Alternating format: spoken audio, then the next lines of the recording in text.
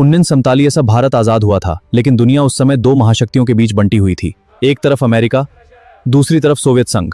और इसी दौर में एक ऐसी शक्ति सामने आई जिसने दुनिया की राजनीति और युद्ध की रणनीति को हमेशा के लिए बदल दिया था, परमाणु शक्ति। भारत भी परमाणु विज्ञान में दुनिया के बराबर खड़ा हो सकता था। भारत ने इस सवाल का जवाब हथियारों की दौड़ से नहीं, बल्कि विज्ञान, आपने और रणनीतिक क्षमता के लंबे सफर से दिया। यह कहानी है उस सफर की जिसने भारत को 1999 के बाद दुनिया की प्रमुख परमाणु शक्तियों में स्थापित कर दिया।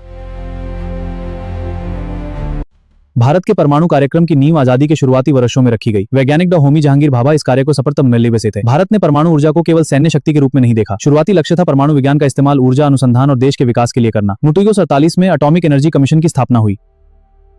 1948 में एटॉमिक एनर्जी कमीशन की स्थापना 3 अगस्त 1954 को डिपार्टमेंट ऑफ परमाणु ऊर्जा विभाग बनाया गया, जिसे सीधे प्रधानमंत्री के अधीन रखा गया। 1970 में एटॉमिक एनर्जी कमीशन को नए रूप में संगठित किया गया और भारत के परमाणु कार्यक्रम को संसाधित करती जो लंबे समय तक राष्ट्र बना सके।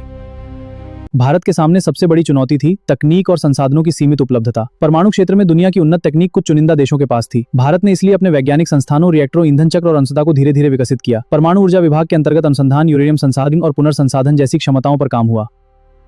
डॉ होमी भाभा, होमी सेतना, विक्रम साराभाई और अनेक भारतीय वैज्ञानिकों ने देश की वैज्ञानिक क्षमता को आगे बढ़ाने में योगदान दिया।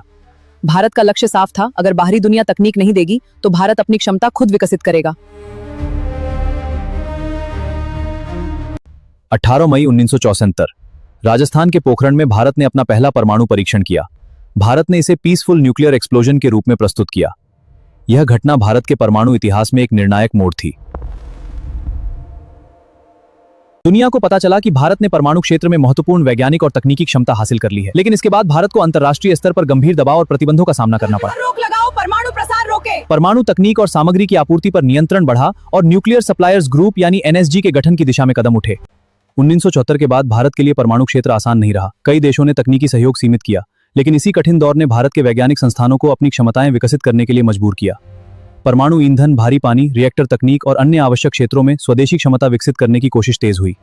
1998 भारत में नई सरकार थी और प्रधानमंत्री थे अटल बिहारी वाजपेयी। मई 1998 में भारत ने पोखरण में एक के बाद एक परमाणु परीक्षण किए। आज भारत ने परमाणु हथियार संपन्न राष्ट्र के रूप में अपनी स्थिति स्पष्ट की है। इन परीक्षणों के बाद भारत ने स्वयं को परमाणु हथियार राष्ट्र के रूप में स्पष्ट रूप से स्थापित किया। पोखरण 2 के बाद कई देशों ने भारत पर प्रतिबंध लगाए। इसका अंतर्राष्ट्रीय प्रभाव बहुत बड़ा था। 1998 के बाद भारत के सामने सबसे बड़ी चुनौती थी परमाणु शक्ति बनने के साथ जिम्मेदार परमाणु नीति बनाए रखना। भारत ने वैश्विक परमाणु निरस्त्रीकरण की अपनी पुरानी नीति को भी दोहराया और अपनी रणनीतिक सुरक्षा को प्राथमिकता दी। इसके बाद भारत ने परमाणु ऊर्जा और रणनीतिक क्षमता के साथ साथ अंतर्राष्ट्रीय कूटनीति पर भी ध्यान दिया।